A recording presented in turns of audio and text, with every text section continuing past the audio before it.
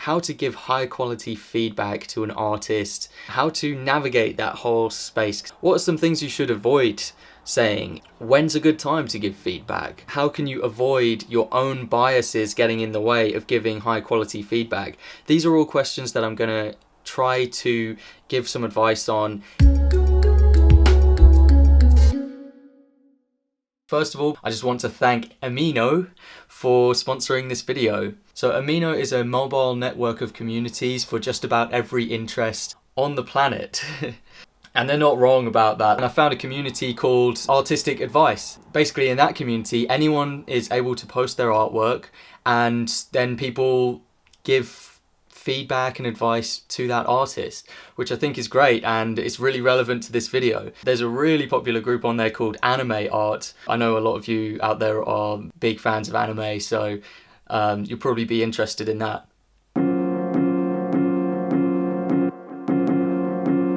Alright, we've got sunlight, this is good. If you're asked on the spot to give feedback to someone, it would be good to just ask them, like, can I actually have some time to think about this? Give yourself some time to actually think of good things to say.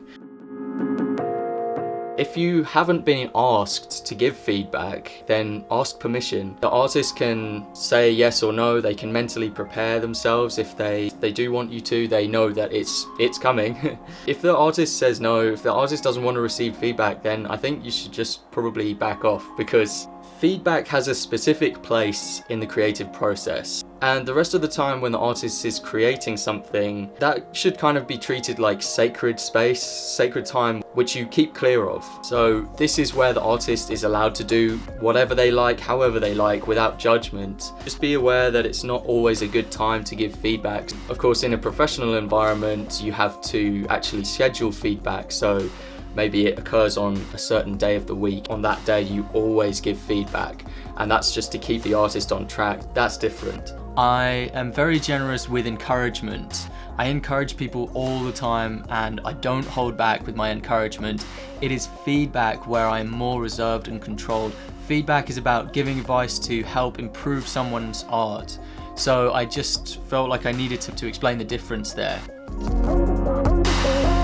Here's a really good tip that you can use to just technically improve the quality of your feedback. Basically, I recommend that you try to turn statements into questions in your feedback.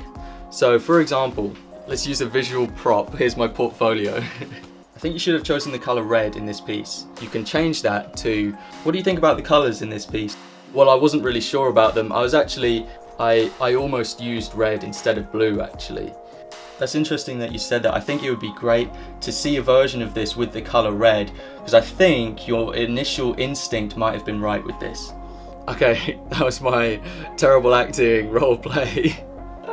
So the benefits of this are that it opens it up into a discussion. It encourages the artist to open up more about their process and their perspective on the whole thing. So then you can see the place where they're coming from. It allows you to learn more about the artist's point of view as well. And if you do have a specific criticism, this method kind of allows you to ease your way into it. You start with a question, you get to understand more about their thinking behind it, and then you're able to say like what your opinion is about it. And at that point, it makes more sense. Okay, here are a few more examples that I came up with. So you can change, that wouldn't work in real life. You can change that to, how do you picture that working in real life? I wouldn't have chosen to focus on that. You can change that to, if it was me, I would have chosen to probably focus on, fill in the gap here. What made you choose to focus on that other part instead? Yeah, so I think you should just add some context to this for yourself. Just assume that the artist has invested heavily, personally, in this piece. If you just keep that in mind when you're giving feedback, it will probably just help you to be more considerate. Like I said, don't sugarcoat it. I would always advise for you to be generous with your encouragement and with genuine praise. Like, find stuff about it that the artist has done well and encourage that. Like, give positive reinforcement to that. Do that as much as you can, as well as showing the points where they can improve. That would be my advice. when giving non-professional feedback, the most you should try to do is offer your opinion, give encouragement, and then step back. It's their job from there. If you try to take control of it and you try to enforce your opinion and your feedback on the artist, or maybe you get frustrated that the artist isn't doing what you said, it becomes your work. And it's not your work, it's their work, it's the artist's work. So just offer your opinion and step back. Of course, if it's in a professional environment, you have a lot more authority over the artist, but I would still encourage you to try to draw out the creativity of the artists and not just micromanage the artists and force the artist to do exactly what you would do. Important advice for giving feedback to an artist in a non-professional environment is to meet them where they're at. Let's say that your friend is making a film which is about Alzheimer's. So it's a very serious topic, it's very slow paced, it's quite contemplative, and it's a delicate subject. Now let's say that you, as the person who is giving feedback, likes comedy action films. So you like Marvel films, you like it when they have the banter and the funny jokes, a bit of slapstick mixed in with some high octane action.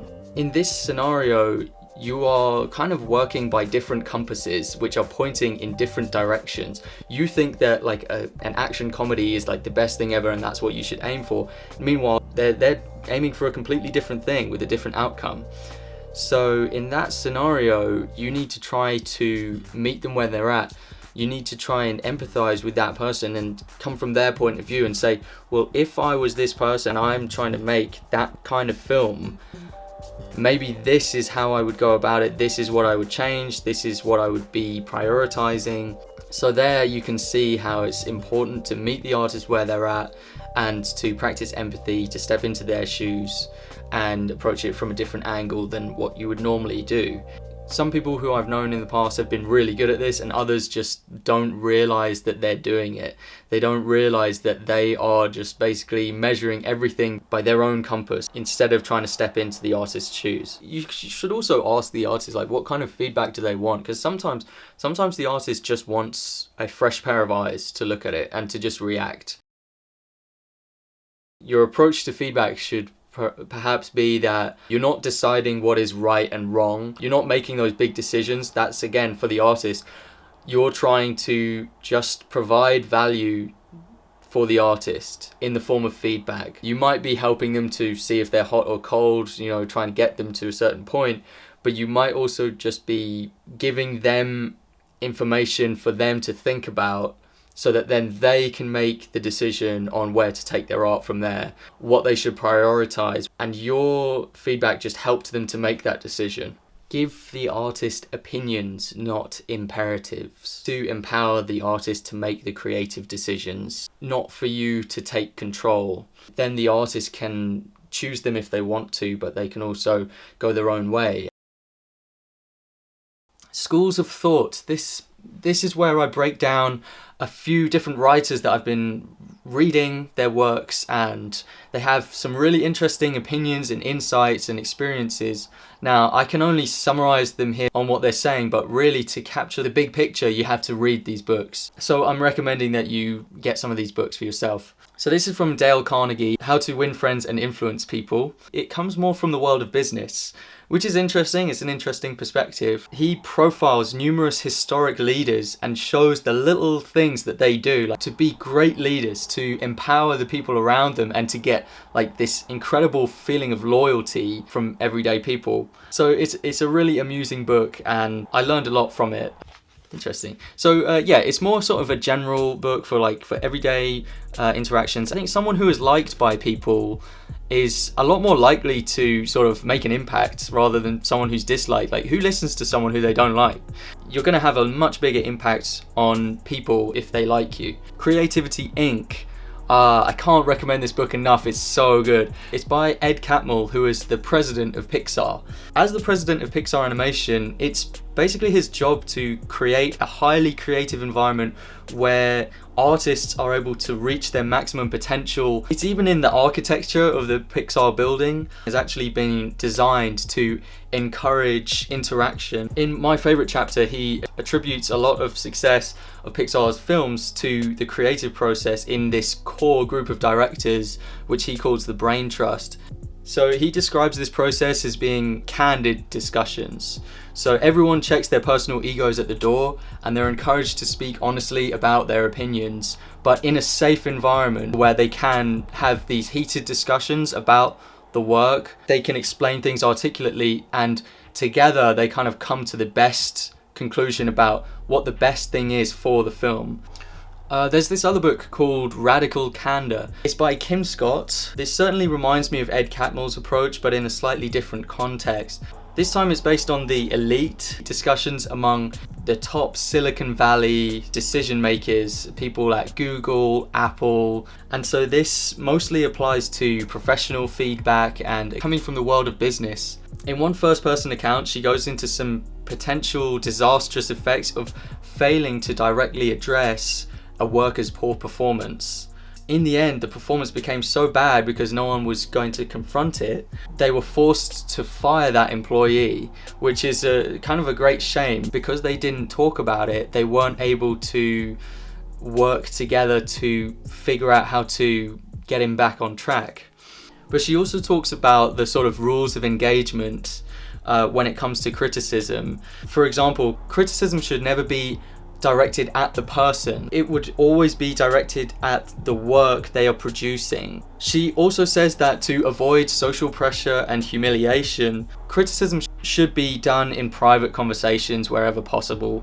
I think these are great rules to follow which should keep you out of trouble in giving professional feedback. Unlike the title might suggest, Radical Candor isn't like a justification or an excuse to be a bully. We see examples in our media such as like Gordon Ramsay, for example, or if you've ever seen the film Whiplash. This approach is scripted, it's a work of TV fiction. It doesn't actually happen like that. That is not an example of a professional giving feedback. I mean, they're hilarious, aren't they? They're so funny, but you should know that it's not like that. It doesn't take place like that. Thanks again to Amino for sponsoring this video. I'm going to set up a public chat room in the anime art Amino. It's going to be called Animator Guild Party. You are officially invited to the party and I look forward to talking to you on there. I'm going to be hanging out on there, having discussions, answering questions. So I'll be on there for the next 2 days. To participate in Amino, just click the link that I've put in the description and follow the prompts to download Amino. It is an app for your mobile. You can also download Amino by just searching Amino into the App Store. Once you're in, remember you can find me by searching my name, which is just Howard Wimshurst. That's my username on Amino. Reach out to me, contact me. Yeah, I think you should go check it out. It's really cool.